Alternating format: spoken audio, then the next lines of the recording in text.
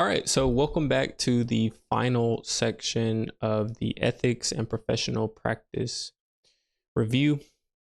In this section, we're going to be looking at contracts and contract law. This is very important when you are working and there are contracts that are put into place. You don't want to act outside of those contracts for monetary gain, for unethical ways, however that looks. So you want to make sure you're just not in the wrong place at the wrong time, or just unaware, or just caught off guard. So it's really important, especially as you're getting into your career. You're wanting to get your PE, first of all, getting your FE, but all this stuff is, yes, we're studying for a test, but we're also trying to make sure that career-wise we stay out of trouble. So let's look at number one. Number one says, if you work for the purchasing department of a government agency, and during the bidding process, you receive a bid on a project from a former employer, what should you do? So working on this project for an agency, or you're working for the purchasing department of an agency, okay, former employer, you're receiving a bid from a former employer. Like, what is it that you should do? So should you remain silent and do nothing? No. I think you should always say something. You're receiving a bid, make sure that everyone's aware. It's like kind of playing, you don't want to be playing poker in the sense where no one knows, your background or your next move, or your,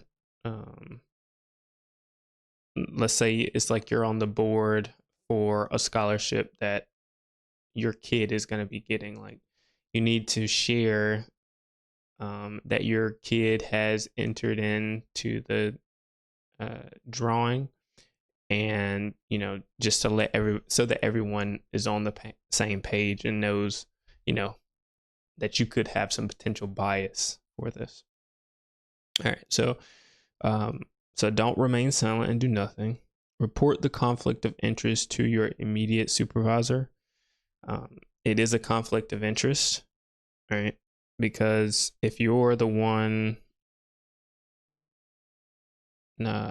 receiving the bid, able to accept the bid, able to decline the bid, if you had a good relationship with them, you may want to accept the bid because you know everybody over there. Or if you had a bad experience, you could be biased and decline the bid just because you had a bad experience. You don't want them getting any more opportunities. So yeah, you want to let your supervisor know immediately. And then, remove yourself from the project. Not necessarily. If you've already been working on the project, you really can't necessarily do that, especially if this is your job and you're always, seeing different projects, seeing different bids. Like, you can't just jump off of every project that your former employer is sending you on, or putting you on. And that is for someone else to decide, not for you to decide. And accept the bid is definitely not a good idea, because it's unethical. Like, you're just accepting bids on what terms, like, needs to be discussed. So B is our answer. Now this one was kind of like prior knowledge, just thinking through the question logically, right? So if you didn't know some of these things, you didn't feel aware of what conflict of interest is. It's basically where you could be very biased in making a decision. And so a conflict of interest is just that, like, you are in the middle of something, and your prior experience, your prior beliefs could influence a decision that doesn't make logical sense. So just something to think about. And so now we're going to move to number 2. And so this one says, in pursuit of obtaining a contract to devise a new fuel facility and distribution system for the local gas company, you face ethical considerations according to the model rules. Among the following scenarios, which one would impede your ability to proceed with the project? So,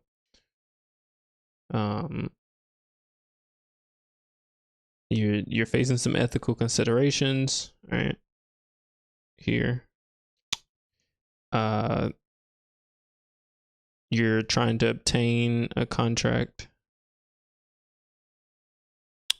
for a new fuel facility and a distribution center for a local gas company.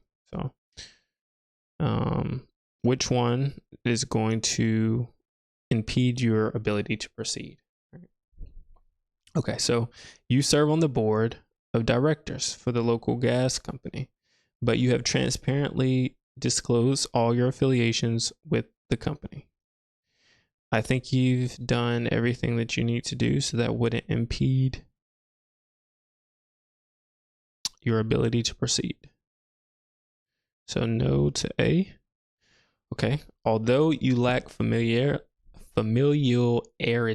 it's a tough one, with the specific intricacies required for this fuel design, your firm includes a licensed engineer who will oversee, stamp, and sign the plans and document. So basically, it's just saying you lack in the fine details, but the firm is going to have a licensed engineer who is going to oversee, look through all the fine print, and stamp and sign the plans and documents. So that keeps you from being held liable. Your name on it, you're not plan stamping, right? So you will be able to proceed in obtaining this contract. So no. Your firm plans to utilize the information gathered from this design. So there's some information being given from this design with the consent of the local gas company to enhance facilities in other states. So basically, you're using information from this project and is gathered to be used in another project. So maybe there's some great design calculations or designs that were created from this project that need to or could really be helpful in using for other projects in other states for these these new facilities, new fuel facilities. And so if the local gas company they've given you consent to be able to do this, then you're good to go. So you can still proceed with getting this contract. So, okay. And so by elimination should be D, but let's just read it out. Along the payment from the gas company, you will also receive compensation from the county for the new distribution main supporting the city. The gas company is unaware of your contract with the county. Okay, so anytime someone's unaware and you're receiving extra compensation, then there's something that is unethical, and this would impede your ability to proceed with the project. People are unaware, people are out of the loop, feels fraudulent. It's like you're killing two birds with one stone, right? And so, yeah, your answer is going to be D.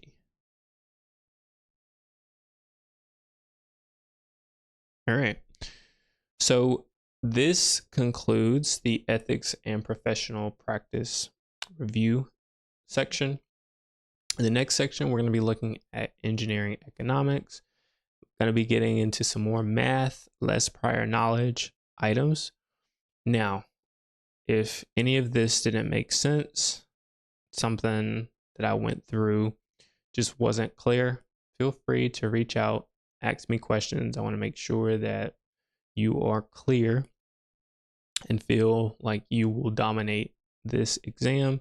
So I'm always open to questions. If I didn't answer it in this video, yeah, just shoot me a message, and I will be sure to respond so that you can get this stuff correct on your exam.